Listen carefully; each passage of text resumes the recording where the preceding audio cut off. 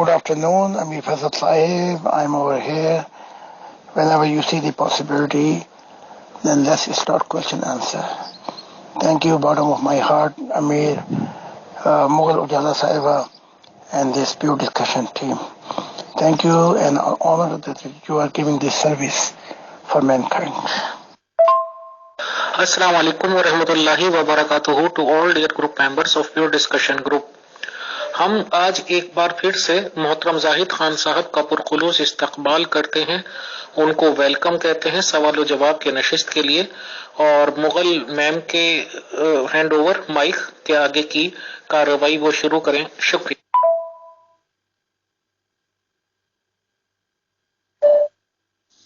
جی السلام علیکم ورحمۃ اللہ وبرکاتہ. شروع کرتی ہوں اللہ تعالیٰ کے پاک نام سے. محترم زاہد خان صاحب، کل ہماری گفتگو کا سلسلہ جہاں منقطع ہوا تھا وہاں سے بات شروع کرتے. جی تو گفتگو کا سلسلہ جہاں منقطع ہوا تھا وہ یہ بات تھی کہ قرآن پاک کی جو آیت ہے الیوم اکملت لکم دینکم، اس کے نزول کے بعد بھی آپ نے فرمایا تھا کہ محمد رسول اللہ صلی اللہ علیہ وآلہ وسلم کو ایک نیا مشن دینے کی آفر ہوئی تھی فرشتوں کی طرف سے یا خدا تعالیٰ کی طرف سے، اور وہ مشن یہ ہے کہ یہودیت، عیسائیت اور اسلام کو یونائٹ کرنے کا کام کریں، لیکن اپنے اصحاب کی کشمکش کی وجہ سے انہوں نے انکار کر دیا.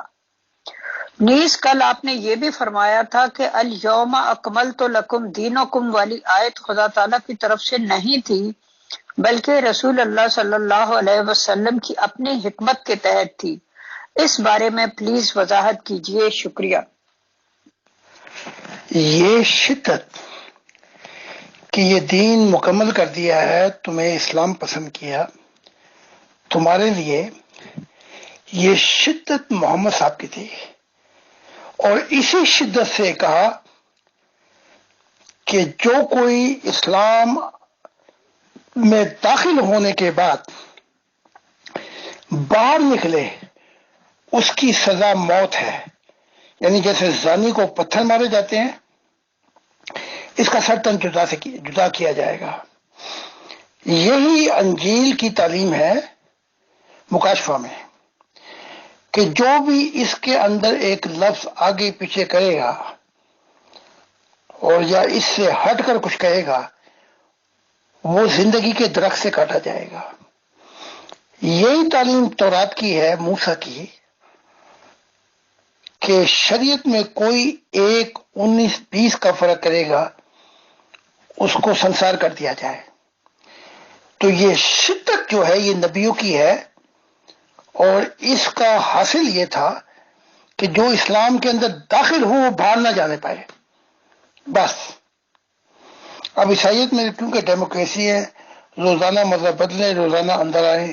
ہندوؤں میں بھی یہی ہے، دوسرے مذہبوں میں بھی یہی ہے، لیکن اسلام کی یہ شدت پسندی نہ خدا کی تھی، نہ جبرائیل کی، یہ محمد صاحب کی اپنی تھی، اور یہ جان کا لکھوایا گیا ہے. انہی چیزوں کو نکلوانے کے لیے تو فرشتوں نے چاہا تھا کہ ساری محمد عربی کی حکمتیں باہر نکالی جائیں. نبی نہیں آ سکتا، اس میں داخل ہونے کے بعد جو باہر جائے گا وہ مارا جائے گا. یہودی نصاری تمہارے دشمن ہیں اور قیامت تک دشمن رہیں گے، اور یہ کہ اسلام کے سوا کوئی مذہب قبول کرے گا خسارے میں ہوگا، جہنم کے اندر جائے گا. اور پھر اس میں تضاد کی بھی ہیں، کنٹریڈکشن، کہ جو یہودی نصاری ستارہ پرست ان کا جو کچھ ہوگا عمل، ان کا اجر خدا کے ذمہ ہوگا. یہاں مسلمانوں کو بھی شامل نہیں کیا گیا. تو یہ جتنی حکمتیں تھیں محمد عربی کی، چاہے ایک ایک کر کے ان کو نکال دیا جائے. وومن رائٹ، جو عورتوں کے حقوق کے بارے میں کہ 2 گواہیاں ہو تو گواہی ہوگی، اور جو مین ورلڈ کے تحت جو تڑکا ملتا ہے یعنی کہ ورثیت، اس میں جو کچھ ہوا، اور اگر کہیں تو ان گنت نکال کے میں دکھا سکتا ہوں. یہ سب کو کہا تھا کہ اس کو نکالو، اور مذہب ایک ہوگا، یعنی سب مذہبوں کو اکٹھا کرو، وہ انا ساری امتیں ایک امت ہیں، وہ انا ربکم میں تمہارا رب ہوں، ان کو یونائٹ کرو۔ اس کے بعد خدا چاہتا تھا کہ اور تعلیمات جو محمد صاحب نے ابھی نہیں بتائی ہیں وہ بھی کھولو، تاکہ چاہے وہ اسلام کے خلاف چاہیں۔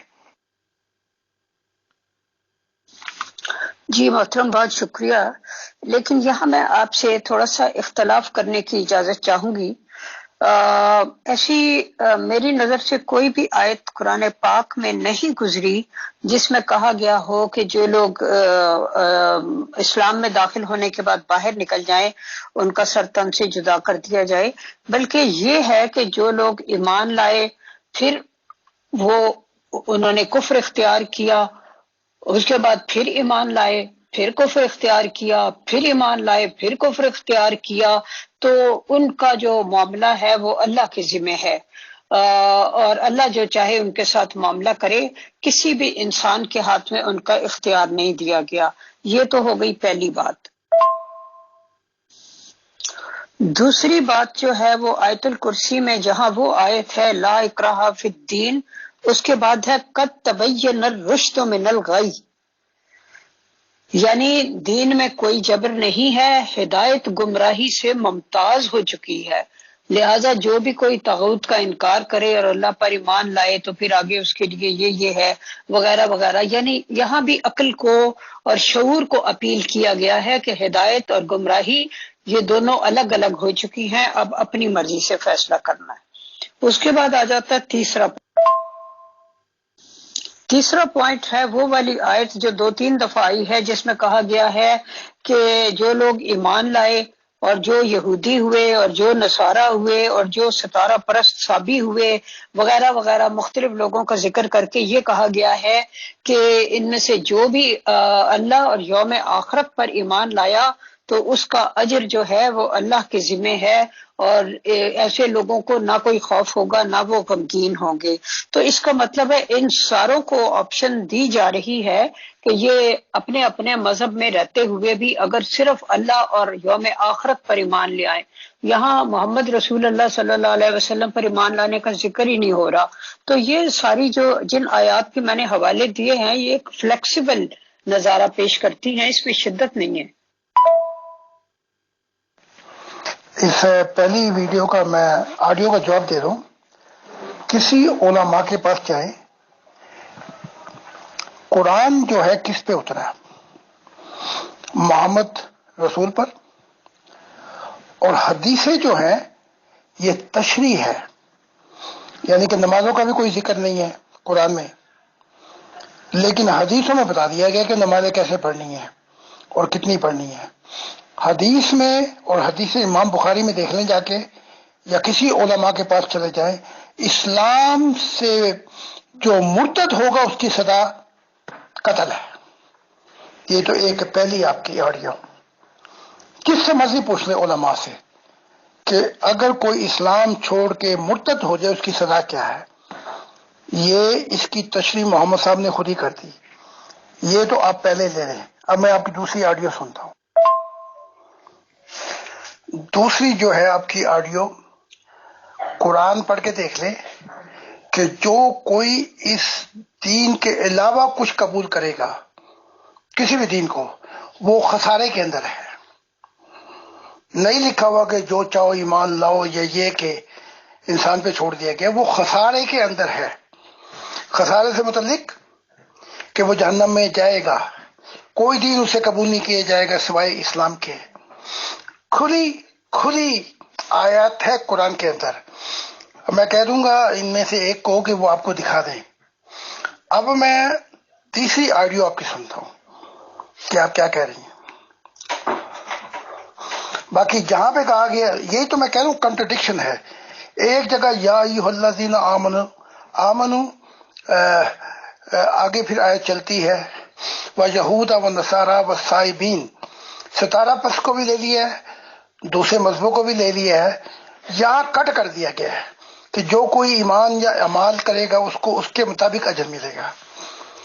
ٹھیک ہے، یہ ایک جگہ پہ کہا گیا کہ لا اکراہ فی الدین، دوسری جگہ پہ کہا گیا کہ اسلام کے سوا کوئی چیز قبول نہیں ہوگی۔ پڑھ لیں، یہ قرآن کی آیات ہے۔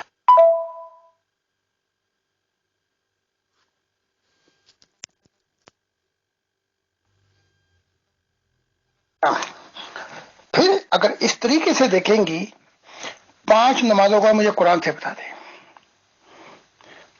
نہیں بتا سکیں گے آپ کہ 5 نمازیں فرض ہوئی ہیں۔ اب محمد صاحب نے آگے سے کہا کہ جیسے میں کرتا ہوں ویسے تم کرو، یعنی کہ میں 5 وقت کی پڑھتا ہوں تو تم 5 وقت کی پڑھو۔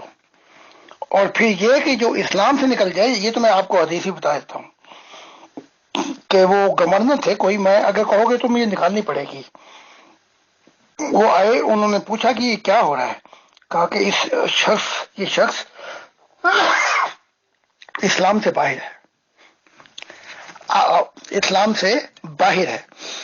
تو کہا میں گھوڑے، اچھا وہ کھا رہے تھے اپنا مرغا، کہا میں آئیے اور کھانا کھائیے، یہ حدیث بتا رہا ہوں آپ کو۔ کہا میں گھوڑے سے نہیں اتروں گا جب تک اس کا 7 تن سے جدا نہیں کیا جائے گا، اس کو قتل نہیں کر دیا جائے گا۔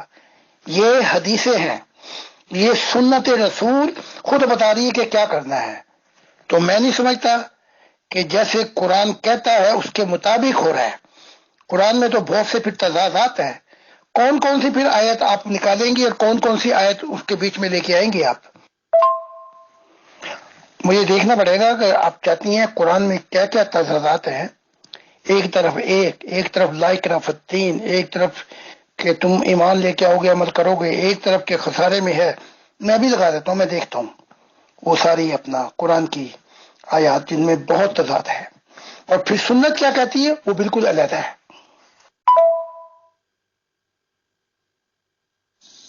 جی محترم، آپ نے یہ فرمایا کہ یہ کہا گیا ہے کہ جو اسلام کے سوا کوئی اور دین قبول کرے گا وہ خسارے میں ہے، یا اس طرح کی بات ہے۔ تو ٹھیک ہے، ظاہر ہے کوئی بھی نبی یہی کہے گا کہ جو میں دین لایا ہوں اگر تم یہ قبول نہیں کرو گے تو خسارے میں ہے۔ خسارے سے مراد تو یہی ہوتی ہے کہ آخرت میں اس کا خسارہ ہوگا، اس کو وہاں پہ تکلیف اٹھانی پڑے گی۔ تو ایک تو اس کا یہ مطلب ہوتا ہے۔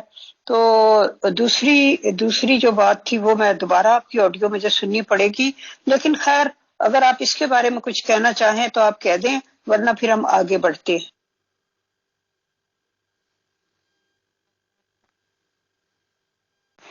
ٹھیک ہے، اگر یہ مطلب ہے یا اس کا وہ مطلب ہے تو ٹھیک ہے، میں نے مان لی آپ کی بات۔ تو وہ جو قرآن کی دوسری آیت ہے اس کو نکالتے بیچ میں سے، اگر خسارے میں ہوگا بعد میں تو وہ یہ جو آیت ہے وہ یہودی و صائبین اور یہ ستارہ پرست، یہ یہودی، یہ عیسائی، آمنا جو بھی ایمان لے کے آئے گا، عمل کرے گا، اس کا اجر خدا کے ذمہ ہے۔ تو پھر اس آیت کو نکالیں، اگر خسارے میں ہوگا تو دونوں میں سے ایک بات تسلیم کرنی ہوگی۔ اور یہ جو میں نے یہ جو بھیجی ہے صاحب نے 100 آیات اور 100 تضاد، انہیں پہلے پڑھ لے تاکہ بات پھر واضح ہو جائے۔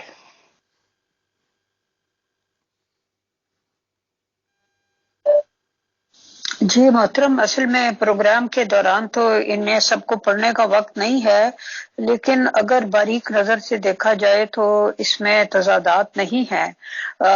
میں ابھی صرف حوالے کے لیے نمونے کے طور پر صرف ایک بات پیش کرتی ہوں آپ کے سامنے۔ مثال کے طور پہ یہ دو جو پیش کی گئی ہیں کہ اگر تمہیں قرآن کے آسمانی کتاب ہونے پر شک ہے تو یہودیوں اور مسیح کے ماننے والوں سے پوچھ لو۔ اور دوسری بات یہ ہے کہ یہ وہ کتاب ہے جس میں کوئی شک نہیں۔ یہ تو عام لوگوں کو بتایا جا رہا ہے، پوری بنی نوع انسان کو بتایا جا رہا ہے کہ یہ وہ کتاب ہے جس میں کوئی شک نہیں ہے، یعنی کہ اس میں شکوک و شبہات والی کوئی بات نہیں ہوتی۔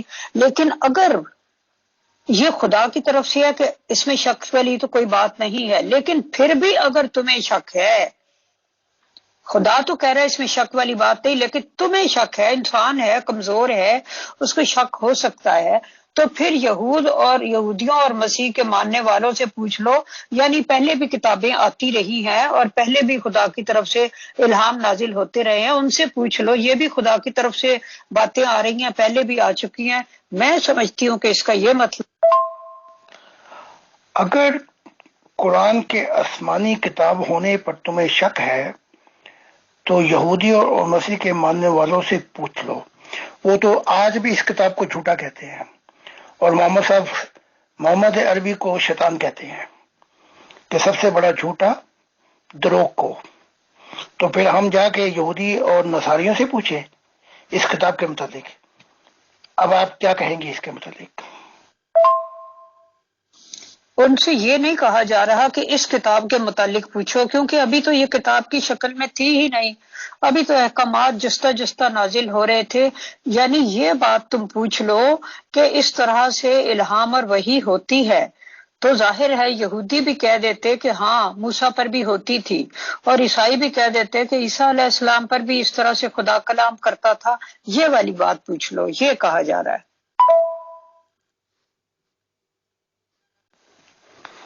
بعد میں وقت ملے ٹھنڈے دل سے پڑھنا، اس میں اور بڑی چیزیں ہیں، بہت ہی تضاد ہے، اور یہ اور بتا دیتے ہیں آپ کو۔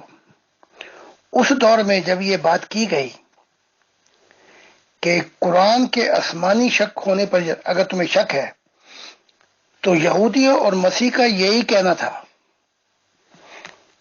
کہ یہ جو کتاب محمد پہ اتری ہے، یہ کتاب چوری کی گئی ہے ہماری کتابوں میں سے، یعنی کہ یہ ہماری تعلیمات ہیں جو محمد نے چوری کر لی، اس کو کوئی وحی نہیں اترتی۔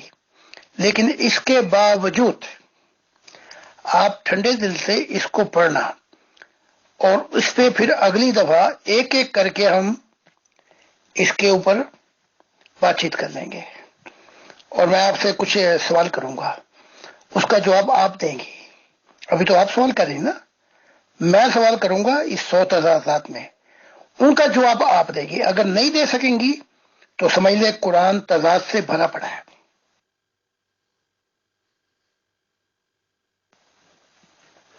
ایک مثال لے لیتے ہیں، زیادہ قسمیں کھانے والا ذلیل ہوتا ہے۔ اب خدا نے بار بار خود قسمیں کھائیں، کیا اللہ ذلیل ہے؟ کیا اللہ بھول گیا کہ وہ کیا کہہ رہا ہے کہ زیادہ قسمیں مت کھاؤ، اور خود قسموں پہ قسمیں کھائے جا رہا ہے؟ اس موضوع کو لے کے ہم اگلی یہ تضادات جو ہے اس پہ ہم گفتگو کریں گے، اور اس پر ہم بات چیت کریں گے، تاکہ ذرا یہ کھل کر سامنے آئیں یہ چیزیں۔ باقی رہ گیا محمد صاحب کا، تو وہ تو انہوں نے پھر عالم ارواح میں بتا دیا کہ قرآن میری حکمتوں سے بھرا پڑا ہے اور یہ مخلوق ہے۔ اسی پہ تو ہزاروں لوگوں کے سر تن سے جدا کر دیے گئے تھے ہارون رشید اور مامون رشید کے دور کے اندر، کہ انہوں نے کہا کہ قرآن مخلوق ہے، یہ خدا کا کلام ہے ہی نہیں۔ تو یہ تو اسلام کی لمبی ہسٹری ہے، آپ کو غالباً آپ کو پتہ ہوگا اس بارے میں کہ قرآن مخلوق ہے۔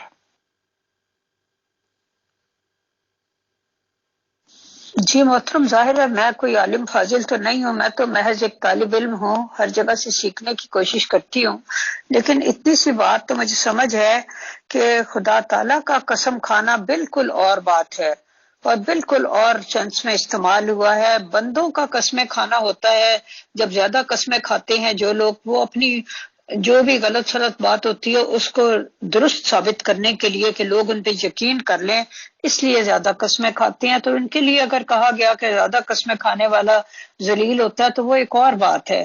کہاں خدا کا قسم کھانا کسی بات کا، اور کہاں ایک عام انسان کا قسمیں کھانا زیادہ۔ تو بہرحال لیکن ہم آگے چلتے ہیں، ورنہ ہم یہیں اٹک کے رہ جائیں۔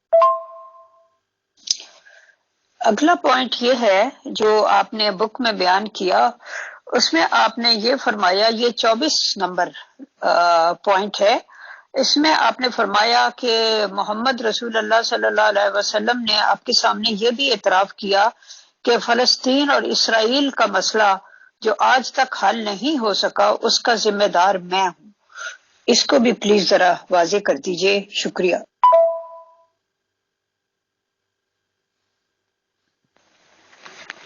میں آپ کو چھوٹی سی بات سمجھا دیتا ہوں۔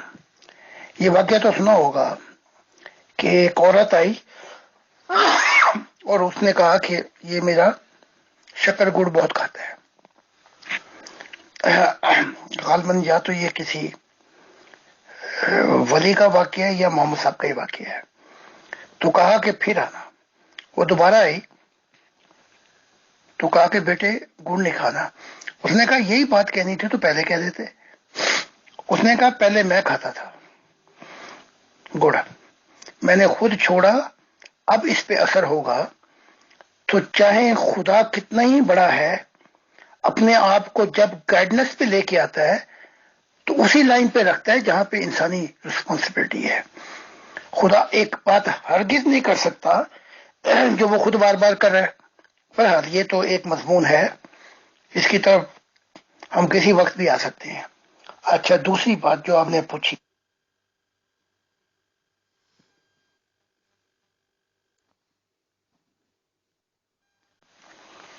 اس کے متعلق بتایا کہ یہ جو سینکشن میں نے کیا ان کے خلاف،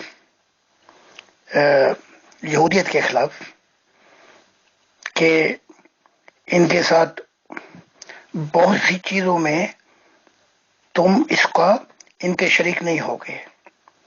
بہت سی چیزیں بتائی ہیں، علماء بتائیں گے تفصیل سے.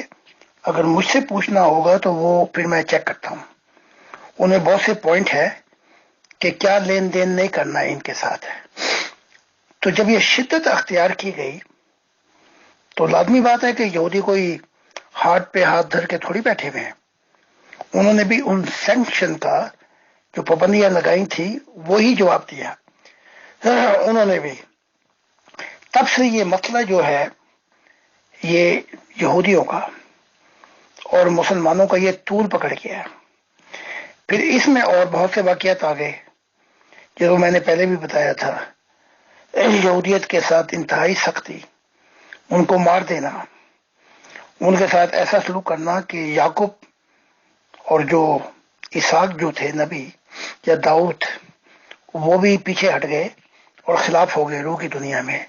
تو اگر آپ تفصیل سے چاہیں گی تو پھر میں وہ ون بائی ون بتا دوں گا کہ جو علماء بتاتے ہیں کہ اس وجہ سے ہم ان کے ساتھ لین دین نہیں کر سکتے یہودیوں کے ساتھ. دوسرے یہ ہے کہ جب اگر دوسرا مشن لے لیا جاتا، یعنی کہ یونٹی کا، اور آپ روم جاتے اور عائشہ آپ کے ساتھ ہوتی، تو وہاں جو یونٹی آف ریلیجن ہوتی تو یہ مسئلہ یہ حل ہو گیا تھا فلسطین کا، اور یہ مسلمانوں کا وہیں پر حل ہو گیا تھا. پھر یہ خون خرابے نہ ہوتے. تو اس مسئلے کا جو دوسرا راؤنڈ تھا وہ وقت دے رہے تھے، آپ نے یہ وقت قبول نہیں کیا.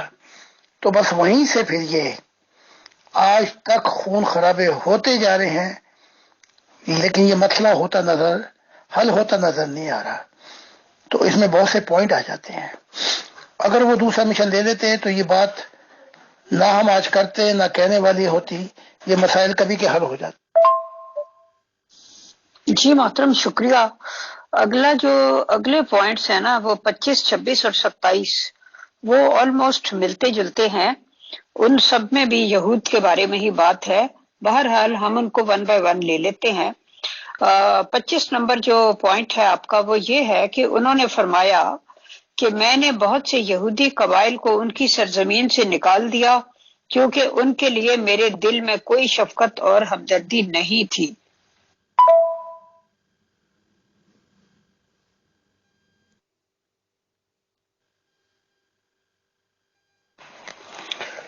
شروع میں تو محمد عربی نے بہت کوشش کی، چاہا. یعنی کہ ایک واقعہ تو وہ کیا تھا نا کہ جہاں پہ بی بی ختیجہ کے بزنس فلاپ ہو گئے تھے. یعنی کہ ختیجہ بیوی نے بتایا بھی کہ میرے کاروبار بہت اچھے ہیں، آپ یہودیوں کے ساتھ اپنا ٹانگ نہ اڑائیں، ان کو چیلنج نہ کریں، ہم کامیاب نہیں ہوں گے. تو ایک تو اس کی بھی بڑی کھاٹ تھی دل کے اندر. پھر بھی کوشش کی، لیکن بار بار یہودیوں نے بتایا اور سرکشی اختیار کی. تو کہا کہ اگر پھر دیکھ لیا نا کہ یہ تو کام نہیں ہو سکتا تو افسوس کے ساتھ بھی کہا کہ اگر 20 یہودی بھی ایمان لے آتے تو سارے یہودی ایمان لے آتے اسلام میں، لیکن وہ 20 یہودی بھی نہیں آئے۔ اس کے بعد پھر رد عمل جو ہے وہ آپ نے خود ہی بتا دیا کہ میں نے کیوں نکالا ان کو۔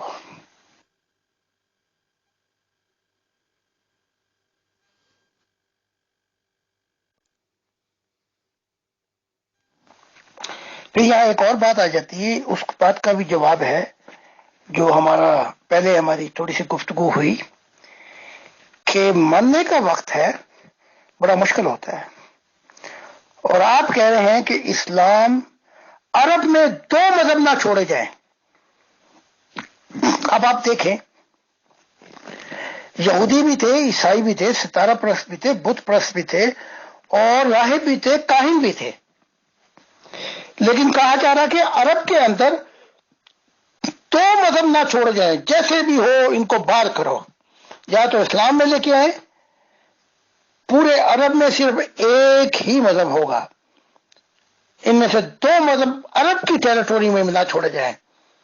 کہ جاتے جاتے آپ اپنا حکم پیش کر رہے ہیں کہ یہ میں چاہتا ہوں اگر زندہ رہتے تو یہ خود بھی عمل کر کے دکھانا تھا۔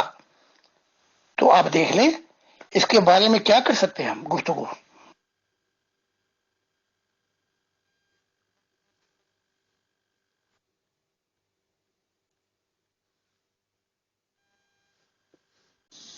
جی محترم، شکریہ۔ اگلا پوائنٹ نمبر 26 ہے، جس میں آپ نے فرمایا کہ انہوں نے آپ کو بتایا، اعتراف کیا کہ خدا نے مجھ سے چاہا کہ میں یہود سے اس طرح پیار کروں جس طرح اپنی فیملی سے کیا جاتا ہے، لیکن میں ایسا نہ کر سکا، حالانکہ میرے اپنے رشتہ داروں نے بعض دفعہ میرے ساتھ یہود سے بھی زیادہ دشمنی والا سلوک کیا۔ اس کو بھی ذرا واضح کر دیجیے۔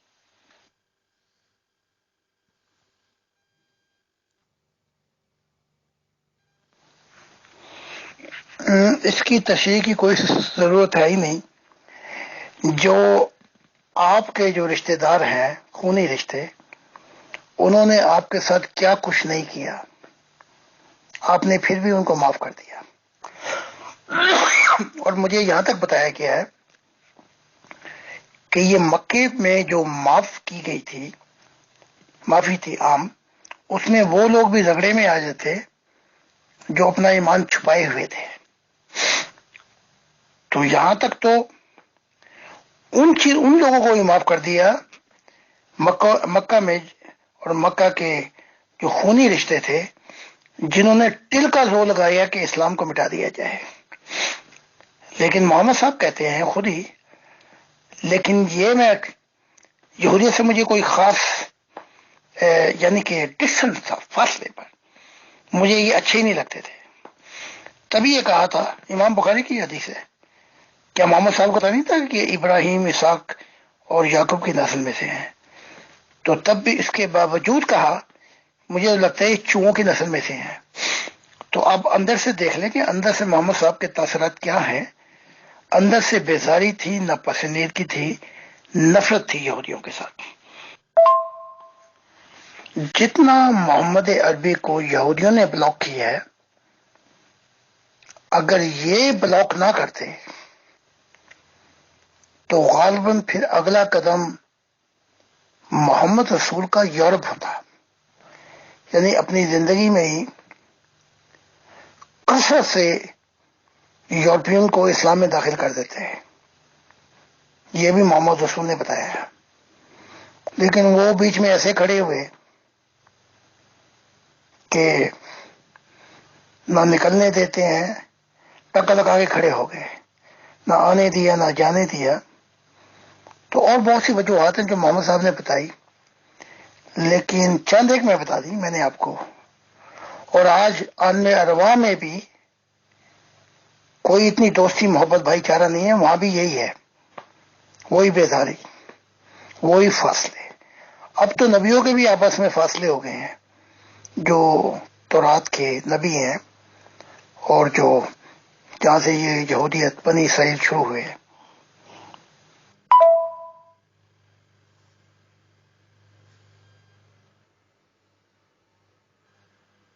محترم، اگلا پوائنٹ ہم بعد میں ڈسکس کریں گے. یہاں میں یہ پوچھنا چاہ رہی ہوں کہ یہ جو باتیں آپ نے اپنی بک میں لکھی تھی، ظاہر ہے پہلی دفعہ یہ بک جو تھی وہ سن 2000 میں چھپی تھی، آپ کی جو ریڈ بک تھی.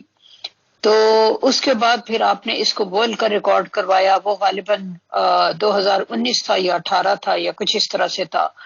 تو میں یہ پوچھنا چاہ رہی ہوں کہ اس میں ان میں آپ نے تفصیل سے بتایا کہ آپ کی ملاقاتیں ہوئی عالم ارواح میں محمد رسول اللہ صلی اللہ علیہ وسلم سے. کیا آپ کی کوئی ریسنٹ ملاقات بھی ان سے ہوئی ہے ابھی 2020 میں یا 21؟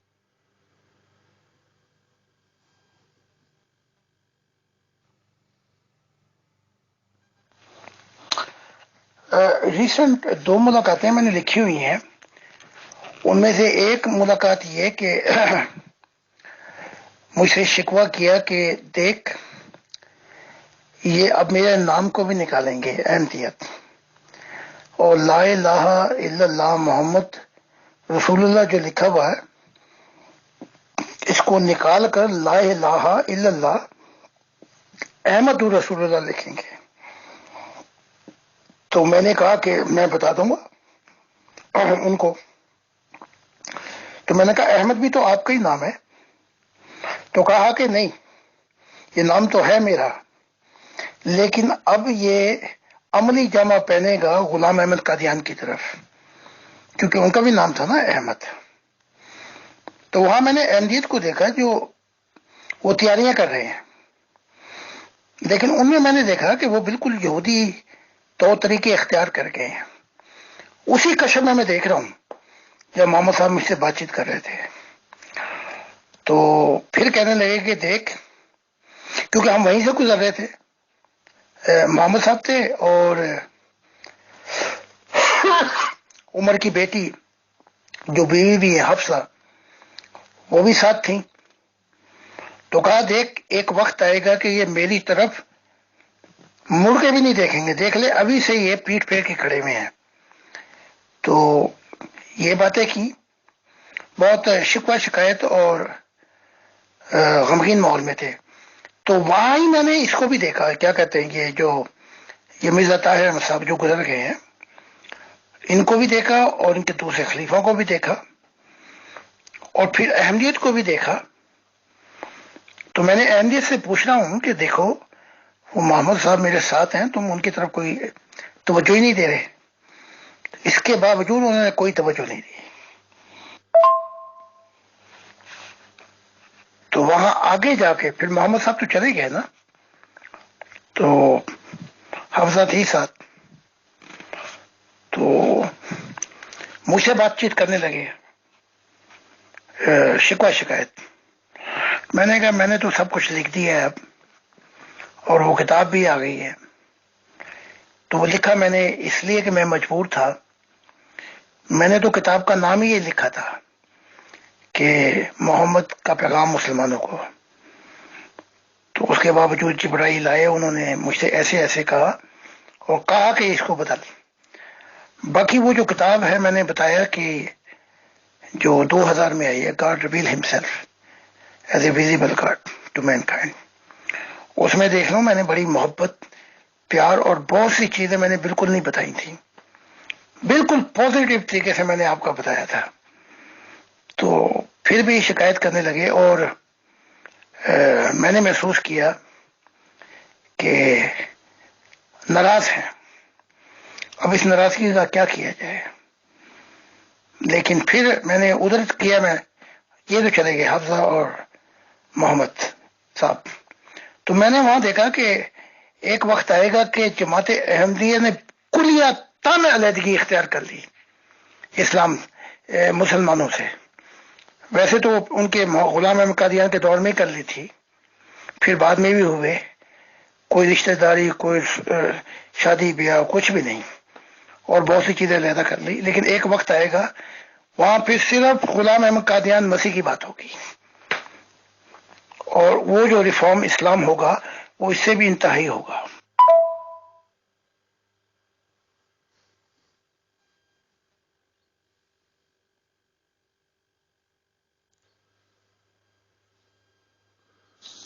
جی محترم، آپ نے بتایا تھا کہ آپ کی 2 میٹنگز ہیں، تو میرا خیال ہے اس وقت ہم اس پروگرام کو سمیٹ دیتے ہیں، کیونکہ اگر میں اگلا سوال کروں گی تو پھر ظاہر ہے اس کے اوپر پھر اس کا جواب لمبا ہو جائے گا. پھر ابھی میرے کئی سوال رہتے ہیں آپ کے پوائنٹس کے علاوہ بھی اس دوران جو ذہن میں آئے، تو انشاءاللہ ہم ان کو کل پہ موقوف کر دیتے ہیں.